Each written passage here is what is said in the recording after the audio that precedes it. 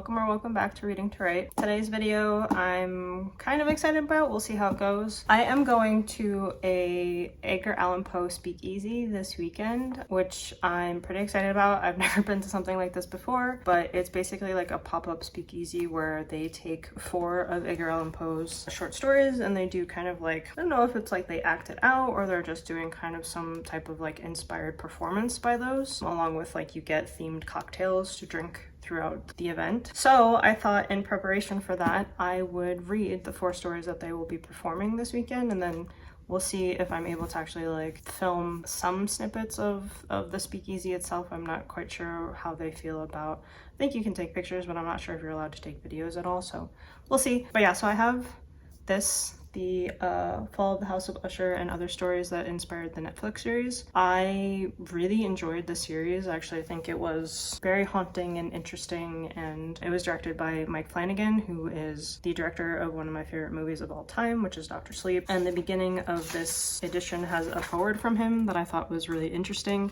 He talks about how he loved Edgar Allan Poe growing up, and that, you know, he really inspired the things that he became interested in and what he likes to direct. So he really wanted to do the Netflix series because he's such a fan of Edgar Allan Poe, and he thought that he could kind of unite different stories of Poe's under the Fall of the House of Usher and make it more modern by making it a story of American madness. So all about like capitalism and the corruption of greed and that kind of stuff. It's a really interesting forward. I actually quite enjoyed reading it. So this has a bunch of stories, including all 4 of the ones that will be at the Speakeasy, which I'm excited about. I think most of them are available online for free, but it's nice to have like a physical copy of all of them. I really like the edition. I like that these are all the stories that kind of helped inspire Mike Flanagan to create the series. So I am also going to use this as a little bit of a cheat, because mentioned in my last video that I've only read 4 books so far this year, between the move and like planning for the wedding, and just I have been writing actually a lot, finally, for the first time in years, literally years. Like I don't think that I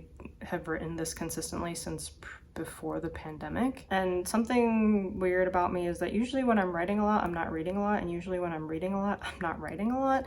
I don't know why I can't just do both at the same time, but I guess part of it is because I tend to read my own stories as I'm writing them to make sure that I have like a coherent plot, and you know, that I'm not forgetting things as I'm like building the story out. So because I read my own works, I don't really read other works. All that to say, I am going to be counting these 4 short stories as like separate things for my reading so that I can catch up a little bit, which feels a little bit like cheating since I'm not technically finishing this whole book, but you know what, whatever. You can add short stories on Goodreads and they still count. So there you go. So the 4 short stories that we're going to be reading are The Masquerade of Death, The Telltale Heart, The Black Cat, and The Raven. Now, I'm pretty sure I have read The Telltale Heart and The Raven when I was much younger, like in middle school or something like that, for class readings, but I don't really remember either of them at all. Like I remember kind of the general concept of the story, but I don't remember like the writing or like the specific plot points at all. So hopefully I can get through all 4 of these today. If not, I'll finish them up tomorrow because the Speakeasy is 2 days away, so I really have to finish these in the next 2 days. It's a nice cloudy day today, so it feels pretty perfect for reading Poe. Enough stalling,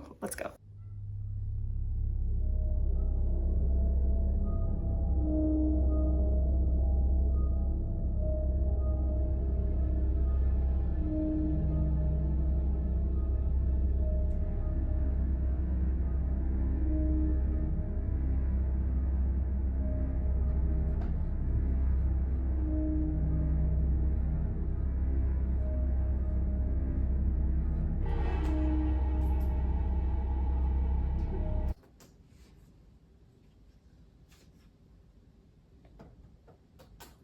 Just jump up here. You're so annoying.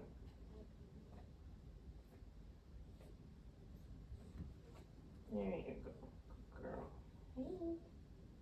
Hey.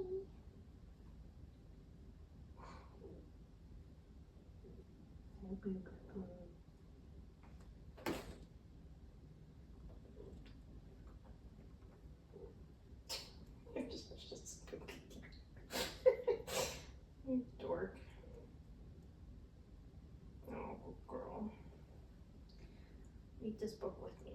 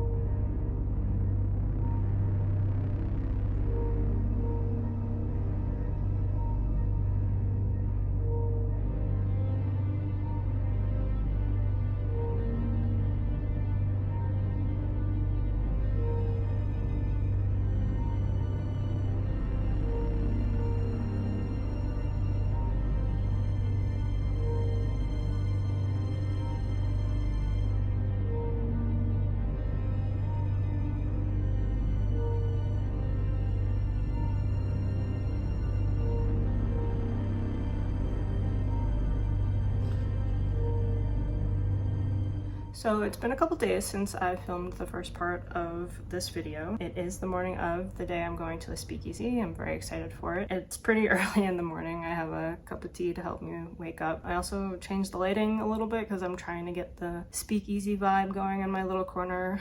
I don't know if it's really working or if I like it, so let me know what you think about it down in the comments. So I finished all 4 of the short stories that will be kind of presented in some way at the speakeasy today. I have opinions, which is why we're here. So one thing that I thought was actually very interesting about Poe's writing is it was very, very different between each story that I read. So in The Mask of the Red Death, it was a little bit more like we were following someone outside of the party that was going on, that was kind of like watching the events unfold. So it was a little bit more impartial, I want to say, about like what was going on, and you were kind of just like reading a tale. This one in particular I think was okay. I didn't have very strong feelings about it. It didn't scare me at all. It was, I guess I didn't write anything about it because it really wasn't that interesting to me. I actually loved the way that you could see what inspiration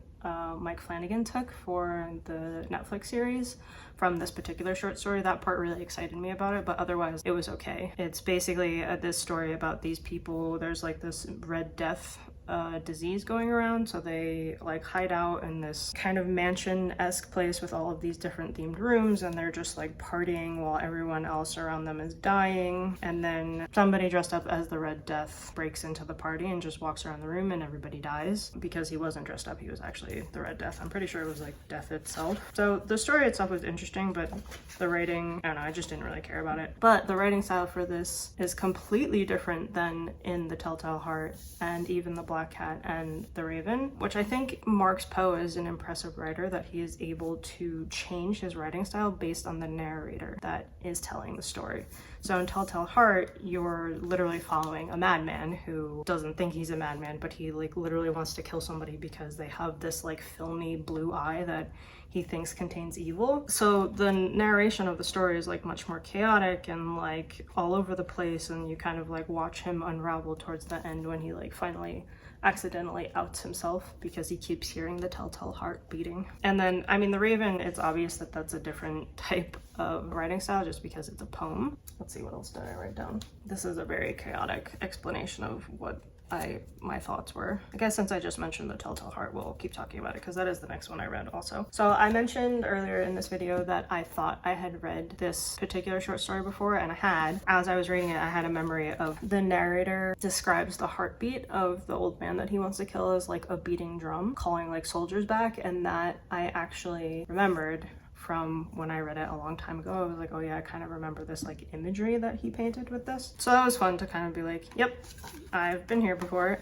That story I thought was better than The Red Death. I thought it was interesting to follow this like man who's losing his shit over somebody's eye. It still didn't really scare me. I mean, definitely the thought of somebody just like sneaking into your bedroom and putting their head in and just like watching you while you sleep is definitely a disturbing thought, but as far as the writing goes, it didn't really like disturb me at all. I did learn a couple new words through Poe's short story, one of them being, I did not know that tattoo also meant like a drum. It's like literally a drum that like recalls soldiers back to their cabins or their bunkers or whatever. So that was kind of fun to realize that there was like another meaning to tattoo that I never knew about. Maybe it was just me, I don't know. I don't know if this is common knowledge, but Poe really likes to use sagacious, which is like somebody who thinks they're super clever. He used that in a couple of the stories. I think it was The Mask of the Red Death and The Black Cat, or maybe it was Telltale Heart. I don't remember. Anyway, so I learned a couple new words while reading these, which was fun. I don't have much else to say about The Telltale Heart. It's a classic, you know, I feel like everybody knows that story kind of. So the next one I read was The Raven. That was the poem. It has a super fun cadence, so it was really fun to kind of read out loud to myself. I'll be honest, I don't like super understand the point of that story. I know that this raven like comes in and starts saying nevermore to this guy, and at first he finds it amusing, and then it kind of like adds on to his despair about Lenore, I guess, who either passed away or I don't know, she's just gone from his life. But like I don't super get the point of it. I'm not very good with poetry, so it's often hard for me to like understand the meaning of poems. without like, I don't know, looking at spark notes or something like that, which I did not do for this video, but it was a fun like little poem to read. The Black Cat is the one that I ended on, and it was definitely the worst of the stories. The worst of the stories meaning that it was like the most disturbing and terrible one for me to read. It was very difficult for me to read, honestly. The animal abuse that happens in it is very hard to get through, and it's pretty graphic, especially for I think the time that this was written in. So that was not a fun one, but you know, it was a good story. It did its job with the horror of it, which, you know, I'll give it points for that. Do not read that story if you are very sensitive to animal abuse, because it's shitty. I will say, as far as the Black Cat goes, I do wish, because these are short stories, and I think because of the time that they were written in, there's not really a lot of time given to the development of the characters themselves. So this guy in the Black Cat was like very kind, and he loved animals while he was growing up. And then for whatever reason, as an adult, he just becomes an abusive piece of shit. And it's not really like, you don't really understand why. I mean, you can kind of guess that it's probably because he's drinking a lot and he might be doing drugs, so he's just like changing as a person. But like, I always struggle with that. Why is this good person suddenly absolutely awful and is like abusing his animals and ends up killing his wife? Like, it kind of baffles me. So I wish a little bit more time had been given towards like showing why this person was becoming so awful. But what are you gonna do? This was written like 200 years ago at this point. Anyway, enough ramblings about Poe stories. I did very much enjoy it. It has been very cloudy and cold here the last couple of days, so it was like perfect reading weather for some Poe short stories, and it's getting me super hyped for the fall. So I wanted to talk a little bit about the Speakeasy. What am I trying to say? I need more tea. I'm not gonna do a screen recording of the website just because the last time I did a screen recording, my entire video got corrupted. And I don't know if it was necessarily the screen recording's fault, but it was that whole segment that had the issues. So I'm just not even gonna risk it. I will take a screenshot of like the cocktails that I'm going to tell you about, and I'll just put it up so that you can see them as I'm talking about them. So yeah, the Poe Speakeasy, they're like pop-ups, I guess, that happen in a bunch of different cities all around the United States. So if you're interested in this, I would definitely recommend going to the website and looking up if they're going to be having showings in your area. Like I said, they do the 4 short stories, and then each of the stories you get a new cocktail during it. So they have the Pale Blue Eye, which is obviously for the Telltale Heart, because that is why this narrator decides to kill the person, is because his pale blue eye is driving him insane. Then we have the cocktail of Red Death. That one's obvious. There is Edgar's Twisted Brandy Milk Punch, which I assume is supposed to be for the Black Cat. And then they have the Nevermore, which is obviously for the Raven. I didn't read what these what is in the cocktails. I just really love the names. Oh, are they all vodka? Okay, yeah, they're all vodka based, except for the Twisted Brandy Milk Punch, which is bourbon meets brandy. So these might be a little tough for me to drink because I don't super love vodka or brandy and whiskey, but I'm going for the experience, so we're gonna leave it as is. I have to figure out what I'm wearing because it's not like required, but it is recommended that you wear cocktail attire, which my friend and I who are going, we will be dressing up, except I don't have as many like nice clothes as I used to because I got rid of a bunch when we moved here because they were old. I didn't really think I was gonna need them, so I really only have 1 or 2 options. We're gonna try one that I'm hoping will be a little bit more of like a Poe-ish kind of Wednesday Addams like vibe, but if that doesn't work out, then I'm gonna have to just be like super pretty and flowery at the at the Poe Speakeasy, because I'll have to wear the dress that I wore when I did my red, white, and royal blue little analysis. So I guess that's it for this segment. I don't know why I'm rambling on. Stay tuned. I'll show you what outfit I end up wearing, and then hopefully I'll be able to film like a little bit here and there at the Speakeasy so you can at least see the vibe. See ya. Where the line between reality and imagination blurs. Fine line between the petrifyingly plausible and yet impossible. Pure madness at times. And I can promise you one thing, my friends. Each of these tales is told from the heart. And with that, please give a heart-stopping round of applause for the Telltale Heart.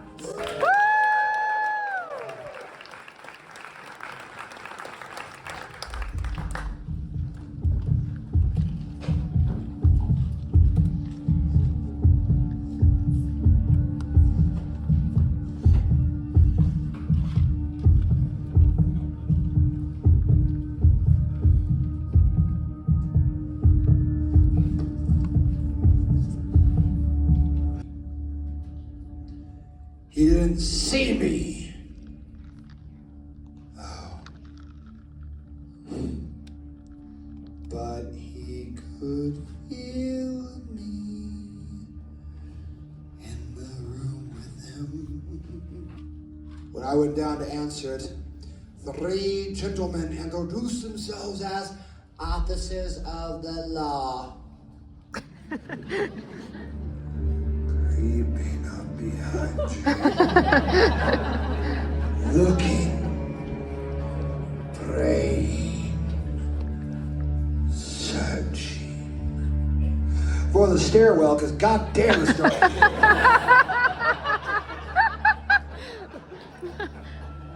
I'm back.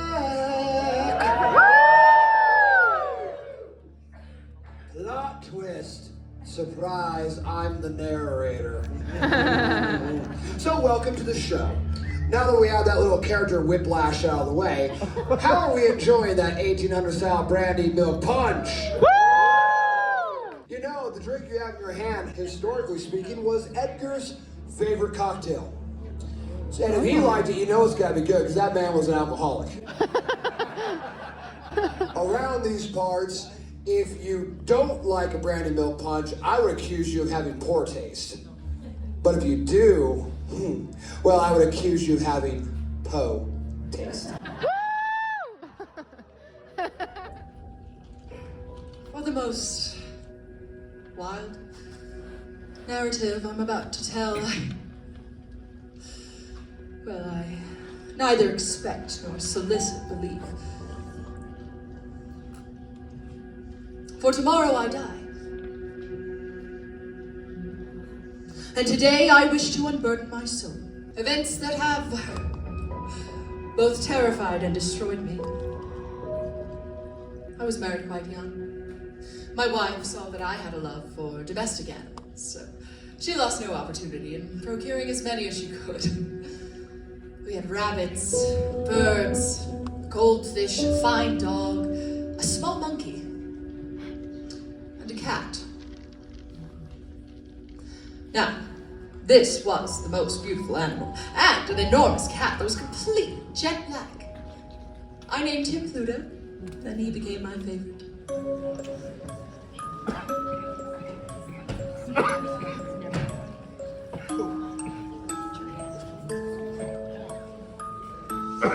As Edgar grows older, his writing grows stronger. The year is 1835, and Edgar has entered into one of the most blissful times of his life. He's fallen in love. Aww. We're gonna fucking miss a cue on that back row. Gotta do that shit over again, back to 1. Fuck that.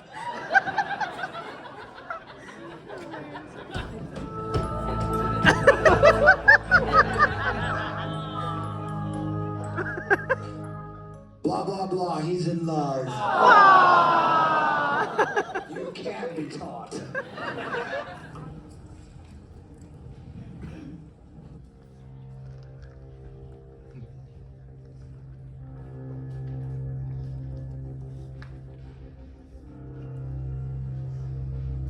Once, upon a midnight dreary, while I pondered, weak and weary, the rustling of each purple curtain thrilled me with such fantastic terror I had never felt before.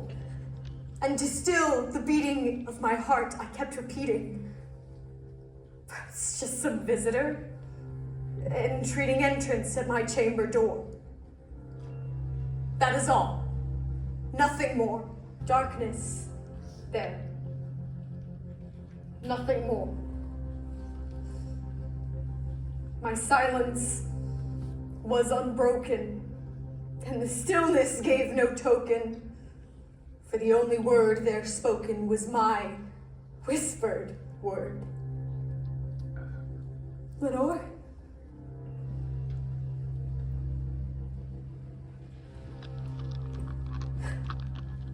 It was the wind. Nothing more.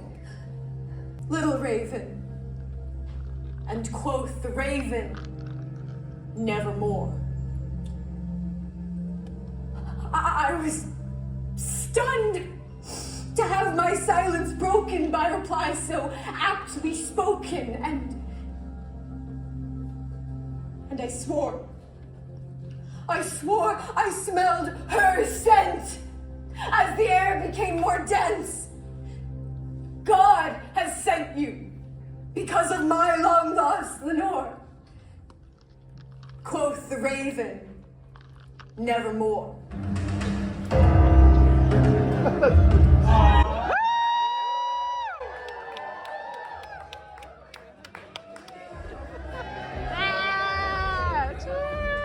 To you, to Poe, Edgar continues on this world without a love at his side, and he drowns his sorrow at the bottom of any bottle he can find. And that brings us to a fateful night. October 7th of 1849, outside of Gunnery Hall, Poe is found lying in a gutter, wearing clothing not of his own, rambling incoherently. This disturbs passersby so much that a few good Samaritans help rush him to a nearby hospital, where he falls into a coma and dies 72 hours later. The exact nature of his death remains a mystery to this day, although there's no shortages of theories swirling about. A century later, in 1949, a new actor enters. On the eve of his birthday, they go to his gravesite, they leave behind a half bottle of cognac, 3 long-stem red roses, the inspiration for the garnish in your last drink.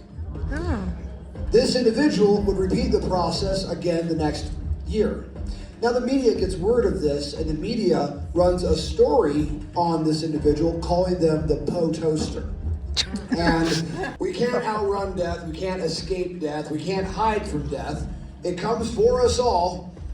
So the only thing we can do while we're still alive is strive to leave behind for ourselves a legacy for our loved ones, our friends, and our family, as grand as Edgar Allan Poe himself. Applause. And our final story tonight is no exception. It is a legacy piece. This is quite possibly one of Poe's most sinister stories. This is The Mask of the Red Death.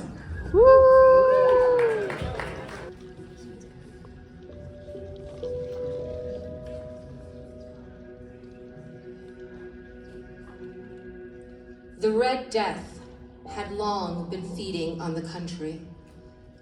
Never had there been a sickness so deadly, so great a killer, or so fearful to see. Blood was its mark, along with sharp circles running through the mind.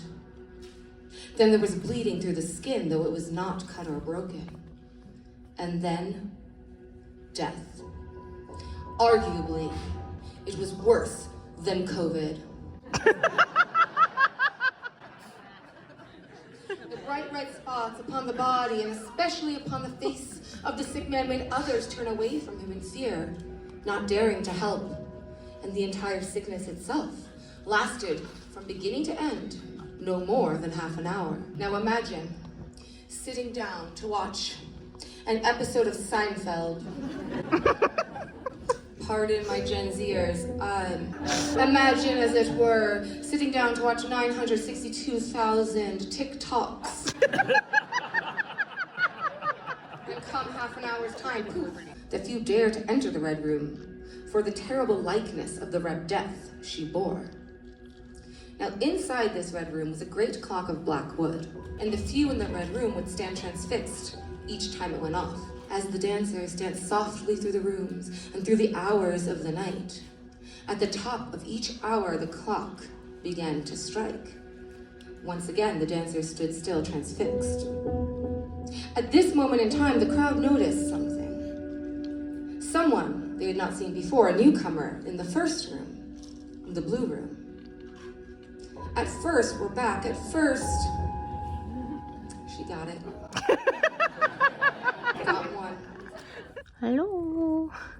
Zara is joining us for our ending discussion. So it's been a couple days since the Poe Speakeasy, and I just wanted to say a couple things about it. First off, I absolutely loved it. It was phenomenal. They basically did dramatic readings of all 4 of the stories. 3 of them were done very seriously, and they really tried to convey the emotion, whether it was the madness or the despair. The 4th one, which was The Mask of the Red Death, and when we were 4 on our 4th cocktail of the night, so we were pretty deep into the booze, they did a funny rendition of it, which I think was brilliant because, like I said earlier in this video, I think that The Mask of the Red Death was kind of the most boring of all of the 4 stories that were told just because of the narration for it. So I think the fact that they chose to do like a comedy rendition of that one was amazing, and it was perfect timing since we were on our 4th cocktail, which, by the way, they were all amazing. You could not taste the alcohol at all, but it was definitely there because by the time we left, we were definitely really buzzed and had to kind of walk and go eat and stuff before we could leave. They handed out these little like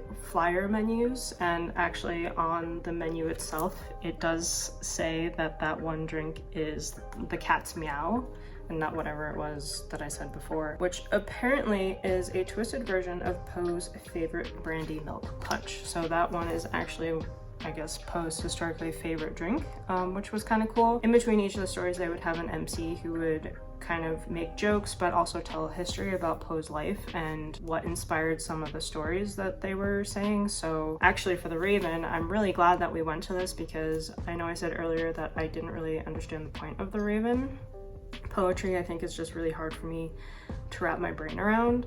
I'm not very used to it. I don't read it that often. Before they did that reading, they talked about the fact that Poe had a wife who died of tuberculosis. A lot of people in Poe's life actually died of tuberculosis, and the Raven was him writing about his grief in like watching his wife wither away and die, which gave a lot of context for the poem itself. And I think the performer who did that reading did a really good job of conveying that like despair and grief, and the fact that they were stuck in this room was something that constantly reminded them of somebody that they lost. So I thought that that part was really brilliant. I don't have much more to say than that. I just wanted to point out those couple things. I hope you enjoyed the clips that I shared from the actual venue. I will leave a link to the Poe Speakeasy down in the description, so if you are interested in this and want to check it out, I highly recommend that you go to one. It's kind of expensive, but also super worth it because you do get 4 cocktails, which all of them, like I said, were amazing, and I usually don't like vodka or brandy or whiskey drinks, so they did a really good job. And it's only 4 people who are running the whole thing. Sorry, there's like hair flying in the air and it keeps like waving in front of my eyes, so that's why I'm like doing this. But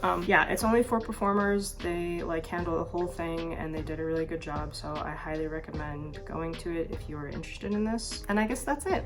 Thanks for watching. I'll see you next time.